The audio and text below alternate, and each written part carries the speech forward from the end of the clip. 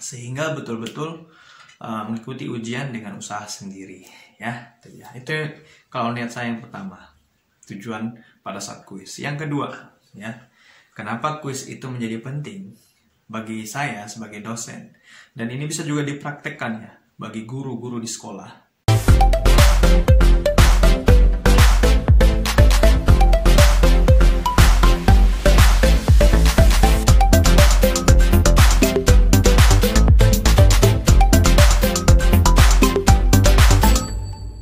Assalamualaikum warahmatullahi wabarakatuh. Hai para pembelajar, di video kali ini kita masih bahas juga tentang seputar dunia dosen. Kali ini temanya adalah dosen adakan kuis setiap pertemuan. Nah, kuis.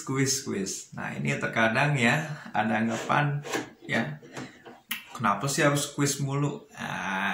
Ini karena menjadi menarik ya pada teman-teman semuanya, kenapa harus kuis mulu. Makanya teman-teman saksikan kenapa penting kuis itu, bagaimana kita bisa mengasah kemampuan dari dosennya sendiri maupun dari mahasiswa sendiri. Ya, baik ya teman-teman semuanya. Sebelum kita bahas lebih lanjut, lebih inti ya, nanti saya taruh yang lebih inti itu di akhir ya. Kita bahas dulu yang ringan-ringan. Nah, kuis itu adalah suatu pertanyaan-pertanyaan ringkas ya, berdasarkan rujukan-rujukan materi yang kita siapkan. Seperti itu. Kuis itu sebenarnya bukan hal yang memberatkan bagi yang serius belajar. Kalau yang serius belajar ya, kalau mengikuti pelajaran, kuis itu nggak masalah. Bisa diatur itu. Artinya bisa diikuti aja dengan baik.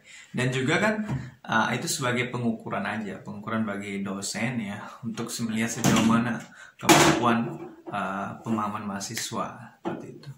Kuis itu juga berkaitan juga dengan bagaimana mengasah ya diri kita untuk menjadi lebih baik ya, seperti itu ya. Maka dari itu penting melakukan beberapa hal ya, Makanya di sini berdasarkan pengalaman dan pengamalan saya di kelas, saya telah mencobakan ya kuis ini ya, metode kuis ini di kelas, dan ternyata itu efektif bagi subjektif saya. Saya ingin mencoba ini secara objektif, maka nanti akan saya jawab. Saya jelaskan juga kan apa yang bersifat objektif. Ternyata ini sudah dipraktekkan juga oleh mahasiswa-mahasiswa saya di kelas mereka, seperti itu. Nah, oke. Berdasarkan pengalaman dan pengamalan saya ya, jadi kuis itu saya berikan di awal ya, di awal. Jadi setelah saya ingatkan untuk mendekatkan diri kepada Allah dengan membaca, teman-teman bisa lihat videonya ya, di video sebelumnya ya, atau di video lainnya, klik aja plug dosen Diniel ya, tentang dosen mendekatkan diri kepada agama, nanti akan muncul di situ ya. Jadi sebelum belajar baca doa dan baca Al-Quran. Setelah itu saya adakan kuis. Kuisnya itu ringkas aja, sekitar 3-5 pertanyaan terkait tentang materi. Saya munculkan di PowerPoint. Yuk kita kuis. Cukup menjawab, ini baca, cukup menjawab pilihan gandanya A, B, atau C di kertas, secari kertas kecil gitu ya. Jika sudah selesai, saya kasih timer. Jadi nggak lama, misalkan Pak bisa pakai timer ya. Kira-kira sudah cukup, pindah masuk ke, misalkan slide pertama itu pertanyaan pertama 1 menit, slide kedua pertanyaan kedua 1 menit, slide ketiga pertanyaan ketiga 1 menit, udah selesai 3 menit, selesai, kumpul semuanya, kumpul. Nah, udah selesai, kita kumpul kertasnya masing-masing, kita tinggal nilai mana jawaban yang benar, mana jawaban yang salah, seperti itu. Nah, sudah dinilai seperti itu. Ketika teman-teman nanti ada yang presentasi atau di sela-sela kosong, nanti kita bisa mengoreksi. Di akhirnya ya, sebelum kita menutup kelas pembelajaran, kita bisa sampaikan, baiklah, akan saya umumkan yang benar semuanya menjawab kuis saya adalah si Anu. Yang menjawab yang benar 2 si Anu. Dan juga kalau yang salah semuanya, tidak usah kita sebutkan. Cukup kita lirik aja. Nanti sebelum itu kan kita bagikan dulu kertas-kertasnya. Jadi mereka tahu, sekian ya, sekian. Baru kita jelaskan ya. Nah, kita jelaskan. Nah, besok-besok kembali lebih baik lagi ya. Lebih serius lagi belajarnya. Seperti itu. Dan saya perhatikan itu karena memang dia timernya ada. Saya nggak tahu apakah ada kecenderungan untuk menyontek pada saat menjawab ya. Saya nggak tahu. Tapi saya coba lihat ya, saya ingin melatih mereka karena ini cuma 3 pertanyaan ya. Saya ingin melatih mahasiswa itu untuk jujur aja. Sebab masalah salah semuanya ya, atau benar semuanya atau salah berapapun itu nggak jadi masalah. Karena poin yang saya ingin kejar adalah bagaimana mereka untuk jujur. Nah, untuk jujur ketika mengerjakan kuis itu ya, mengerjakan kuis itu dengan jujur. Sehingga ketika endingnya pada saat UTS dan UAS, saya ingin bilang pada mereka nggak usah kejar nilai lah, nggak usah kejar nilai untuk dapatkan nilai bagus. Anda menyontek, Anda meminta pendapat orang lain, nggak usah. Lebih baik puas aja dengan usaha sendiri. Walaupun itu nilai Anda nanti C, walaupun itu nilai Anda nanti C, nggak masalah kok. Ya kan waktu wawancara kerja nggak diwawancarai, nggak ditanya kenapa nilai dengan mata kuliah ini, mata kuliah saya nilai dapat C, nggak akan ditanya oleh pewawancara seperti itu. Mereka cuma tahu total IPK, dan nggak hanya IPK aja, mereka lihat kemampuan, skillnya, kesiapsiagaan, kemauan kita, kemampuan kita, keseriusan kita untuk kerja di dunia sekolah, di dunia akademik, atau di dunia perusahaan, atau di dunia karyawan. Mereka hanya butuh itu, nggak akan melihat secara detail. Coba perhatikan, untuk kuliah S1, sarjana S1, berapa mata kuliah? Sampai 4 tahun gitu. Untuk S2 berapa mata kuliah? Nggak mungkin diperhatikan satu persatu. Impossible, nggak mungkin. Jadi nggak usah kejar nilai. Ikuti aja dengan baik, nilai itu akan datang sendiri dengan baik ya. Kalau kita serius, insya Allah datang sendiri nilai itu dengan baik. Makanya teman-teman semuanya, saya ingin tanamkan itu kepada mahasiswa saya ya, dan teman-teman bisa praktekkan itu. Tanamkan juga sehingga betul-betul mengikuti ujian dengan usaha sendiri ya. Itu kalau niat saya yang pertama, tujuan pada saat kuis. Yang kedua ya, kenapa kuis itu menjadi penting bagi saya sebagai dosen, dan ini bisa juga dipraktekkan ya bagi guru-guru di sekolah ya, bisa dipraktekkan. Yang kedua, sebelum itu, jika masih merah di bawah ya, masih merah, subscribe dulu biar saya semangat. Teman-teman yang mendengarkan video ini, putar video saya ini, menjadi lebih semangat juga ya.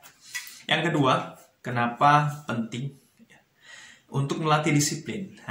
Ini berdasarkan hasil pengamatan saya, riset saya, survei saya. Karena saya lihat ada mahasiswa yang kurang rajin, kurang hadir, kurang sering kehadirannya, kurang disiplin. Saya udah masuk di kelas 10 menit, 20 menit kemudian baru datang mahasiswa yang satu. Gimana caranya? Saya buat kuis di awal kuliah. Yang tepat kuis, saya sampaikan, yang begitu kuis dapat nilai. Tetap saya nilai. Jadi mereka ketika, saya bilang, ketika UTS, ujian tengah semester Anda rendah, ya, ujian akhir semester Anda rendah, dan kuis Anda bagus, itu bisa menutupi. Jadi ada motivasi. Jadi mereka mengikuti kuisnya supaya termotivasi dapat nilai. Ya gak masalah. Yang penting saya ingin bilang pada teman-teman semuanya, karena mereka khawatir di UTS dan UAS dapat nilai rendah.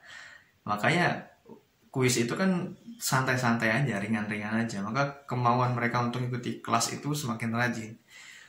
Sehingga boleh dihitung ya, setelah saya mengadakan kuis di kelas itu, ya intensitas kehadiran, kedisiplinan mahasiswa itu semakin tinggi.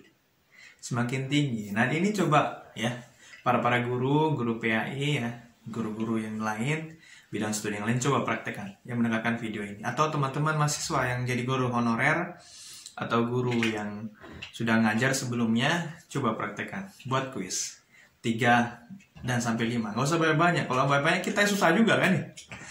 Udah buat soal UTS dan UAS, nanti buat lagi soal kuis. Makanya buat yang ringkas-ringkas saja. Yang penting konten kita dapat, proses pengingatan diri kita itu dapat ya. Kuis itu berkaitan dengan bagaimana mengukur kemampuan diri, kemampuan mahasiswa kita untuk menyerap materi dan juga mengukur supaya disiplin.